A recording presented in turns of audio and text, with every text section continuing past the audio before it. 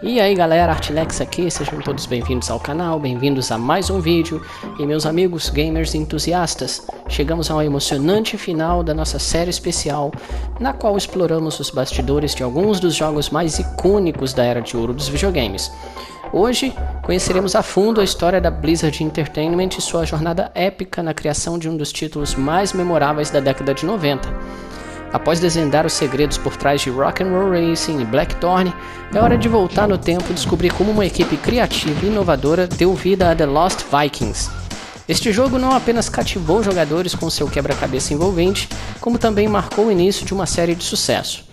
Prepare-se para um mergulho fascinante na criação deste clássico, os desafios enfrentados pela equipe e a sua influência duradoura na indústria dos jogos. Vamos viajar de volta à era dos 16 bits e explorar o universo dos Vikings perdidos. Sejam bem-vindos ao Making of The Lost Vikings.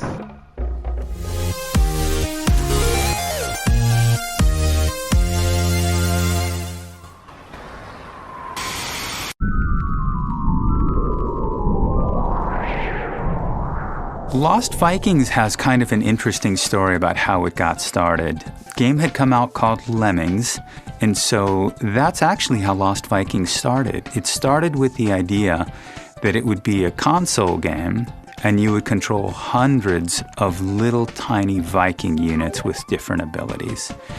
It was this game with hundreds of little tiny blonde-haired 8-pixel tall Vikings, and it was very similar to Lemmings. You would have torch Vikings, you would have ladder Vikings, and you would use these different type of Vikings to scale castles, cross modes, defeat enemies.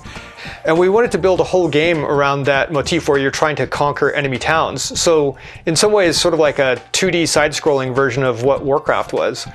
And then eventually it evolved down to fewer Vikings, 5 Vikings, 3 Vikings, 3 Vikings each with very specific abilities.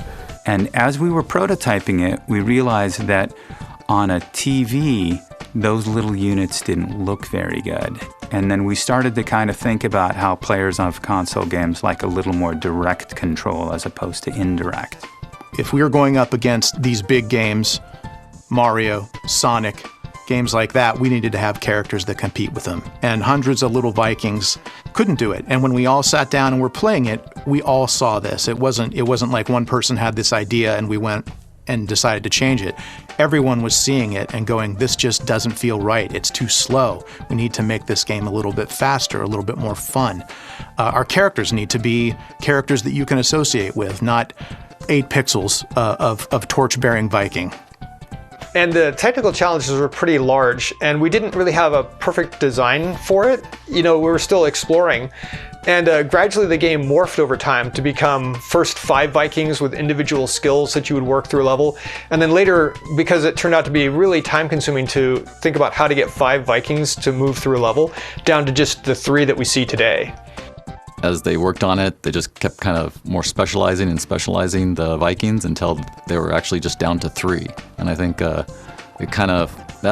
kind of carried over into some of other Blizzard games, and where they've really kind of trying to concentrate, you know, the coolness in individual units and characters, rather than just have tons of characters that are just the same.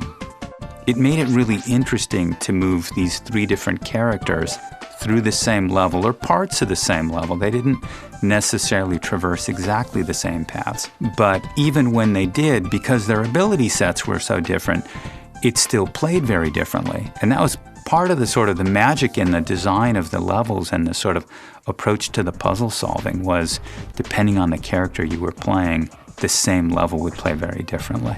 That made it kind of interesting. One of the challenges for the game Vikings was that you had to get all 3 characters to the end of the level. And so that meant that there was potentially a lot of having characters move across the same ground. Like, you know, you solve the puzzle and then everybody has to walk forward. And our original conception for that was that there was going to be an auto-follow feature that would enable all the characters to follow one of them.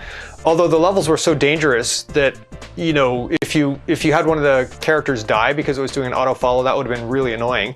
And it ended up being a feature we just didn't have time for in any event. So generally the levels were really compressed in that a lot of the action happens in a very small space, so the Vikings didn't have to travel very far in order to get to the exits.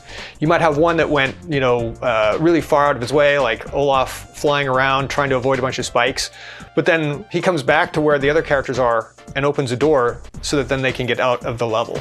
I think the main appeal of Lost Vikings is the 3 different characters.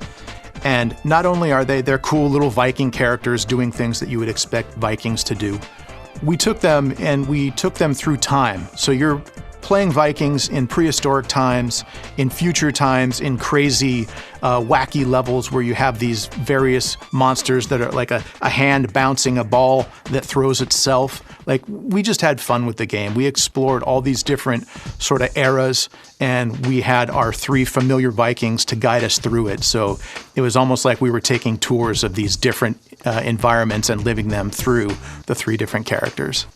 I remember we're just having to brainstorm different ways that the Vikings could work together or do things on their own, and what limitations they had when they were on their own, and just trying to come up with crazy situations. I think it was a willingness to try different things.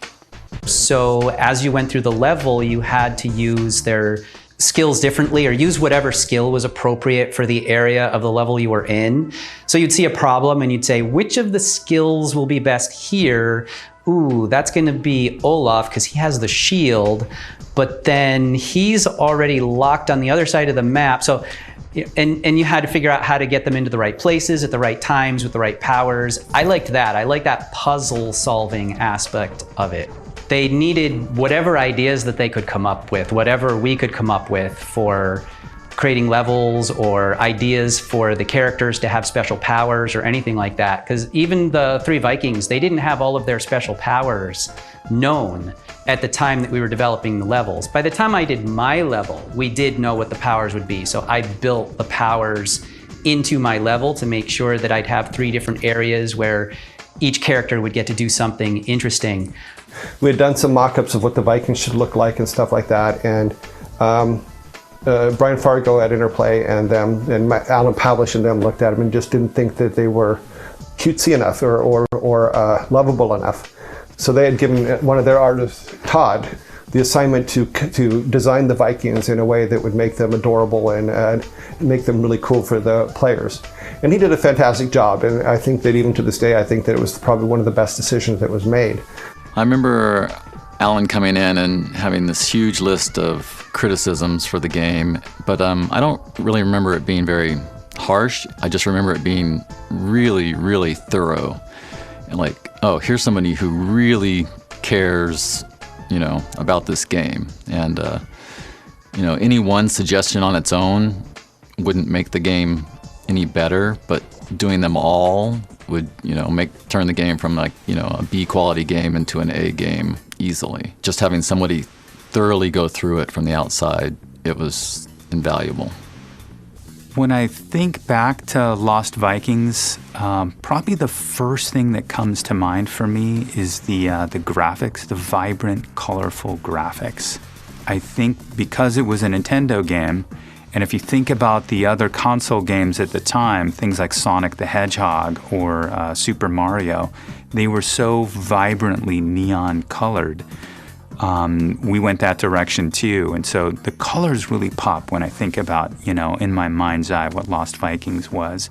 And that's another one of those lessons that even, many, many years later, you still see those sort of approach, colorful, vibrant backgrounds in the games today. And, Overwatch is a great example of a beautiful, vibrant, colorful world in a genre that's typically pretty sort of, dusty and dark and gray.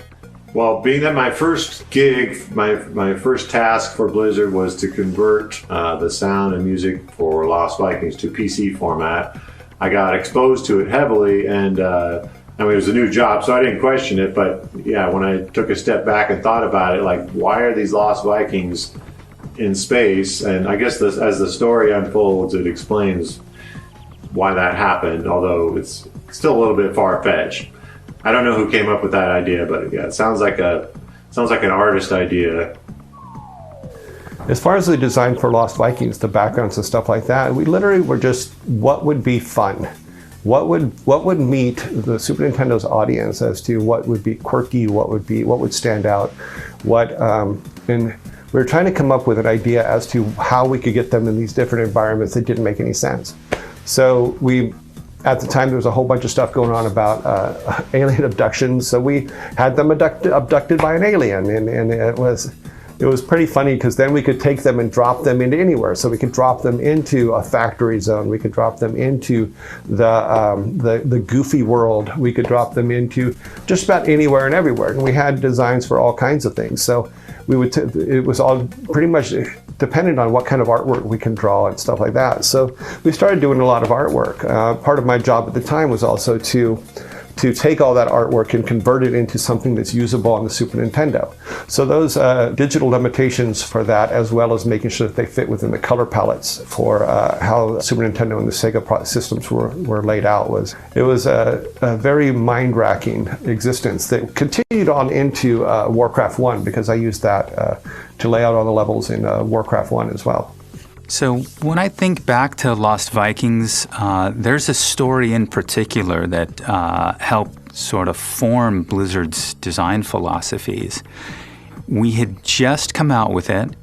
We had heard that there was a Virgin Megastore nearby that had a kiosk showing the game. So drove over there eagerly at lunch and saw there were actually 4 kiosks side by side showing different games, and Lost Vikings was one of them. And I got there just in time to see this boy, probably 13 or 14 years old, walk up and pick up the controller for Lost Vikings. It was the very first level. And the very first thing, one of the first things you have to do is you take Eric and you just move him a little bit to the right, and he has to jump over this pit of electricity and then open a door on the other side. And that's literally all you had to do. We're just trying to teach players how to jump with Eric. He picked up the controller, he took 2 steps to the right, fell into the electricity, put the controller down, and moved to the next game. And I just thought, oh my God, we killed this poor kid in the first 2 seconds of the game. He's never going to know what an amazing game this is. And so that lesson formed the basis of the philosophy that we use in everything we do now, which is making the onboarding of new players to the game as safe and easy as possible. You want your players right from the start to feel heroic and powerful and competent. And I hope that 14-year-old went back one day and tried a second time, but that lesson for me stands out as a watershed moment in Blizzard design philosophy. Lost Vikings, it's funny because people that have played games a long time, you say Lost Vikings, a lot of people know what it is and have heard of it. They just don't know that Blizzard had anything to do with it. They don't know that we were Silicon and Synapse. So there was a lot of technical hurdles and things like that we had to overcome. My understanding from Alan, even though I didn't know it at the time, was that I always believed he knew technically what we needed to do and that he was leading us, but he admitted later, like many, many years later in an interview that he did, they were making it up for the most part because all the manuals that they had from Nintendo were in Japanese and they couldn't read them. And back then you didn't have online translations. So there were a lot of those kind of difficulties, but feeding off each other and helping each other, we're able to, as a team, come together to make a really, really good game in sometimes very difficult situations. There's just so many special moments in that game that makes me go back to it all the time and want to always call it my favorite game ever.